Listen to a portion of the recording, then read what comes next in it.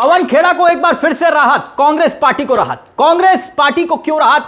क्योंकि पवन खेड़ा को जेल भेजने का हेमंत बिस्व शर्मा का सपना क्या सपना ही रह जाएगा, क्योंकि कोर्ट ने एक बार फिर से कांग्रेस के नेता पवन खेड़ा को राहत दे दी है। यानी यह खबर असम के मुख्यमंत्री हेमंत बिस्व शर्मा और बीजेपी के लिए एक बार फिर से जोर का झटका है। क्यों? क्योंकि पहले अभद्र शब्दों का इस्तेमाल खुद हेमंत बिस्व शर्मा कर रहे थे और फिर कोर्ट में एक के बाद एक इस मामले में हेमंत बिस्व शर्मा के हाथ में कुछ नहीं लग रहा। कोर्ट में हुआ क्या, वकीलों ने दलील क्या रखी और जज ने क्या कहते हुए आखिरकार पवन खेड़ा को इतनी बड़ी राहत दी, सब कुछ बताएंगे आपको। लेकिन सबसे पहले ये हेडलाइंस देखिए आपकी स्क्रीन पर, एक के बाद एक हेडलाइंस। कांग्रेस के नेता पवन खेड़ा को मिली बड़ी राहत, गैर जमानती वारंट जारी करने से गुवाहाटी कोर्ट का इनकार। यानी यह खबर आई है गुवाहाटी हाई कोर्ट से, गुवाहाटी कोर्ट से आई है और आखिरकार इस खबर के मायने क्या है वो भी आपको बताएंगे। लेकिन एक और हेडलाइन देखिए, कांग्रेस के नेता पवन खेड़ा को राहत, कोर्ट ने खारिज की असम पुलिस की याचिका। अब असम पुलिस ने याचिका क्या डाली थी और कैसे पवन खेड़ा को घेरने के लिए पूरा कानूनी षड्यंत्र रचा गया। यानी जिस पवन खेड़ा के साथ पूरी कांग्रेस पार्टी राहुल गांधी खड़े होने का ऐलान कर रही है और अभिषेक मनु सिंघवी, क्योंकि जाने माने वकील देश के, जिस तरह से कानूनी लड़ाई दलीलें वो रख चुके हैं इस पूरे मामले को लेकर, अब हेमंत बिस्व शर्मा को यह समझ नहीं आ रहा कि आखिरकार कैसे पवन खेड़ा को सलाखों के पीछे भेजे। अब देखिए हुआ क्या, खबर देखिए आपकी स्क्रीन पर। दरअसल हुआ यह कि कांग्रेस के नेता पवन खेड़ा को गुवाहाटी की एक स्थानीय कोर्ट से यह बड़ी राहत मिली है। कोर्ट ने पवन खेड़ा के खिलाफ जो गैर जमानती गिरफ्तारी वारंट जारी करने की जो मांग थी असम पुलिस की, उस खारिज कर दिया उस याचिका को। यानी असम पुलिस ने याचिका डाली थी, याचिका यह थी कि गुवाहाटी कोर्ट पवन खेड़ा पर गैर जमानती गिरफ्तारी का वारंट जारी कर दे, ताकि खेड़ा की जब गिरफ्तारी हो तो फिर पवन खेड़ा को बेल ना मिल सके, जमानत ना मिल सके। सोचिए जरा, एक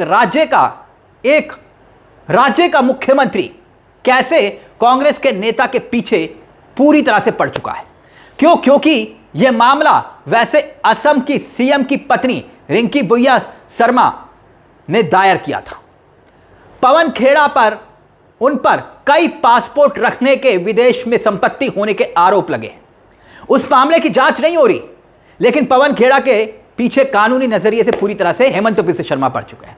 अब कोर्ट ने आदेश क्या दिया आपकी स्क्रीन पर देखिए। कोर्ट ने कहा, जो कुछ कहा वो आप देख सकते हैं कि जांच अधिकारियों द्वारा गैर जमानती वारंट जारी करने के लिए बताए गए आधार पर्याप्त नहीं थे।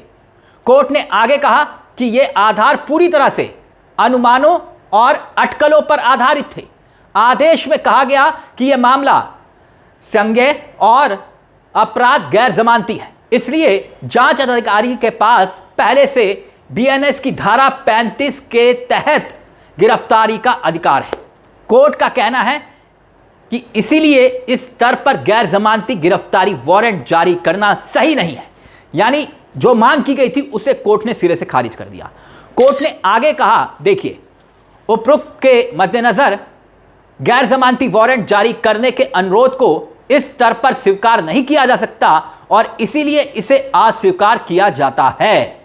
अब याद करिए, पवन खेड़ा को बकायदा तेलंगाना हाई कोर्ट ने 10 अप्रैल को 1 हफ्ते की ट्रांजिट जमानत दी थी, अग्रिम जमानत।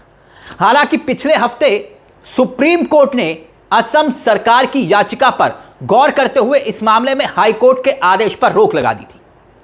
सुप्रीम कोर्ट ने खेड़ा की उस याचिका को भी खारिज कर दिया जिसमें रिंकी बुइया शर्मा के द्वारा उनके खिलाफ दायर मामले में 20 अप्रैल तक गिरफ्तारी से सुरक्षा की गुजारिश की गई थी। और अब बड़ी खबर यह आई कि 10 अप्रैल को तेलंगाना हाई कोर्ट ने खेड़ा को 1 हफ्ते की जो ट्रांजिट जमानत दी थी और जिसमें अभिषेक मनु सिंघवी ने जबरदस्त तरीके से दलीलें रखी थी। और अब क्योंकि पवन खेड़ा ने उस वक्त भी, याद करिए, एक अज्ञात जगह से वीडियो बनाया था और सामने आकर एक बार फिर से हेमंत बिस्व शर्मा पर गंभीर आरोप लगाए थे और कई खुलासे और कर दिए थे। पवन खेड़ा का ये वाला बयान एक बार फिर से सुनिए और फिर उसके बाद किस किस धारा में, कैसे पवन खेड़ा को लेकर अब जो धाराएं लगाई गई हैं उन धाराओं के मायने क्या वो भी आपको बताएंगे। देखिए साहब, अब मैं जहां भी जाता हूं या उनको लगता है मैं गया हुआ हूं, वहां ये पुलिस भेज रहे हैं। क्यों भेज रहे हैं? सवाल ही तो उठाए हैं कांग्रेस पार्टी ने। आप कांग्रेस पार्टी को चुप क्यों करवाना चाहते हैं? मुझे चुप क्यों करवाना चाहते हैं? सवाल पूछे हैं, जवाब दीजिए। हम कहते हैं साहब ये कागज और ये जानकारी आई है, इसकी जांच कीजिए, क्या ये गलत कहते हैं हम? आप जवाब देने की जगह सबको गाली दे रहे हैं, पुलिस छोड़ रहे हो, आप डराने की कोशिश कर रहे हो। आपको लगता है हम डर जाएंगे? आपकी आदत डराने की हो सकती है शर्मा जी, हमारी आदत डरने की नहीं है। कारण बता देते हैं क्यों। मेवाड़ का हूं, कांग्रेसी हूं, राहुल गांधी का सिपाही हूं। अब कैसे डरूंगा? तो डरूंगा तो नहीं, लेकिन हां, क्योंकि मुझे बोलते रहना है, क्योंकि मुझे सवाल पूछते रहना है, मैं आपकी पुलिस को जरूर अवॉइड कर रहा हूं। यानी हेमंत बिस्व शर्मा की उम्मीदों पर एक बार फिर से पानी फिर गया, क्योंकि हेमंत बिस्व शर्मा की पत्नी रिंकी बुइया शर्मा पर 6 अप्रैल को आप जानते हैं कि पवन खेड़ा ने 5 अप्रैल को और फिर उसके बाद जो खुलासा किया तो गुवाहाटी क्राइम ब्रांच FIR दर्ज की उसने। पुलिस ने इस मामले पर BLS की धारा के मामले में 175 चुनाव के संबंध में झूठा बयान और धारा 318 धोखाधड़ी का मामला इसमें शामिल है। और इस मामले में अभी तक क्या क्या हुआ है आप जानते हैं। जैसे कि पवन खेड़ा ने 5 अप्रैल को दिल्ली में गुवाहाटी में प्रेस कॉन्फ्रेंस की थी। हेमंत बिस्व शर्मा और उनकी पत्नी पर गंभीर आरोप लगाए थे। इसमें रिंकी बुइया शर्मा कई पासपोर्ट और विदेश में संपत्ति होने के आरोप लगते हैं। और देखिए दूसरी तरफ एक ऐसे ही मामले में राहुल गांधी के खिलाफ CBI जांच की मांग तक कर दी जाती है। यानी राहुल गांधी पर जांच होगी, लेकिन हेमंत बिस्व शर्मा पर, उनकी पत्नी पर जांच नहीं होगी। एक टीम पवन खेड़ा के दिल्ली आवास पर भेज दी गई थी। याद करिए 7 अप्रैल को फिर क्या हुआ, तेलंगाना हाई कोर्ट में अग्रिम जमानत दी गई। पवन खेड़ा को 10 अप्रैल को तेलंगाना हाई कोर्ट ने 1 हफ्ते की अग्रिम जमानत दे दी।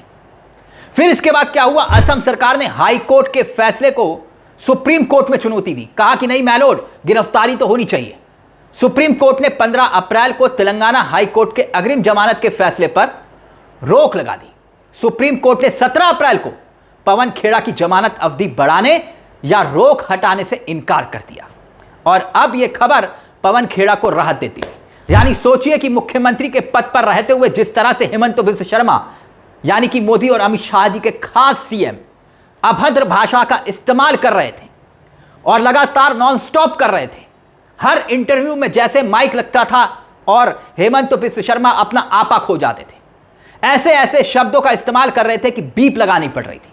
और अब सोचिए अगर ऐसे ही शब्दों का इस्तेमाल कोई विपक्ष का मुख्यमंत्री कर रहा होता तो देश की होनहार मीडिया क्या कर रही हो।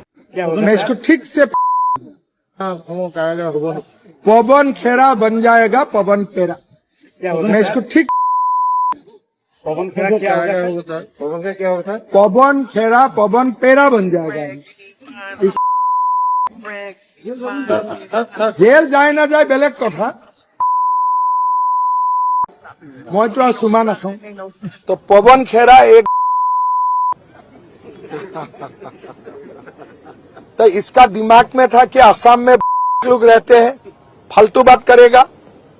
और मेरा लगता है राहुल गांधी भी साथ है, वो जल्दी जल्दी जेल जाए। अब यह खबर आई कि पवन खेड़ा को राहत। फिलहाल इस पूरे मामले को लेकर आप क्या राय रखेंगे कि कैसे एक राज्य का मुख्यमंत्री राजनीतिक द्वेष रखते हुए एक कांग्रेस के नेता के पीछे पूरा अमला लगा चुका है कि किसी भी हाल में गिरफ्तारी होनी चाहिए। खैर अपनी राय इस पूरे मामले को लेकर जरूर रखिएगा। मुझे तिलक चावला को दीजिए इजाजत। एक छोटी सी दरख्वास्त, चैनल को सब्सक्राइब जरूर कर लीजिएगा। यह मंच आप ही का है जहां हम सिर्फ खबर नहीं दिखाते बल्कि खबर के पीछे की खबर भी बताते हैं। नमस्कार, जय हिंद, जय भारत।